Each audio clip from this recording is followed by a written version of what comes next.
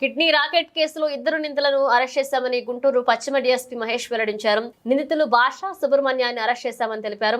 ఈ కేసులో ఇద్దరిని విచారణ పూర్తయిందని న్యాయస్థానం ముందు హాజరుపరుస్తామని తెలిపారు. కిడ్నీ రాకెట్ కేసులో తనకు ఎలాంటి ఒత్తిడులు లేవన్నారు. ప్రభుత్వం తనకు కిడ్నీ రాకెట్ కేసులో ఫ్రీ హ్యాండ్ ఇచ్చిందని తెలియజేశారు. కేసు దర్యాప్తులో ఉందని, మిగతా విషయాల తర్వాత వెల్లడిస్తామని పేర్కొన్నారు. నగరంపాలెం పోలీస్ స్టేషన్లో రీసెంట్గా నమోదైన కిడ్నీ రాకెట్కి సంబంధించిన కేసు ఇన్వెస్టిగేషన్లో పురోగతి సాధించడం జరిగింది. Crime number 184/2024 under section 370 class 2 417 465 466 468 471 120B red with 34 IPC మరియు section 18, 19, 20 of transplantation of human organs and tissue act 1994 కింద మనం కేసు రిజిస్టర్ చేయడం జరిగింది 1 వీక్ బ్యాక్.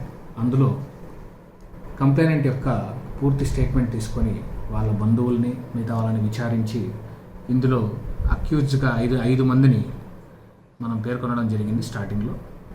ఇప్పుడు ఆ అక్యూజ్డ్లో A1 ముద్దాయి అయిన సయ్యద్ యూసఫ్ సోను బాషా అలియాస్ బాషా, ఇతను గీతా మందిర్ వీధి, సీతారామపురం, ఏలూరు రోడ్డు, విజయవాడలో ఉంటున్నాడు.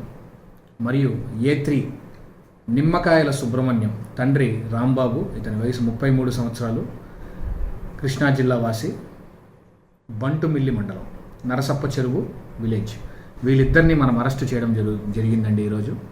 వీళ్ళిద్దరిని ప్రాపర్గా ప్రొసీజర్ ప్రకారం రిమాండ్ పెట్టి తర్వాత ఇన్వెస్టిగేషన్కి సహకరించే విధంగా కోర్టులో దాఖలు చేసి వీళ్ళని ఇంట్రాగేషన్ కూడా చేయడం జరుగుతుంది. మిగిలిన ముద్దాయిలైన A2, A4, A5 పైన కూడా ఇన్వెస్టిగేషన్ జరుగుతోంది. వాళ్ళని పట్టుకోవడానికి కూడా పార్టీలు తిరుగుతున్నాయి.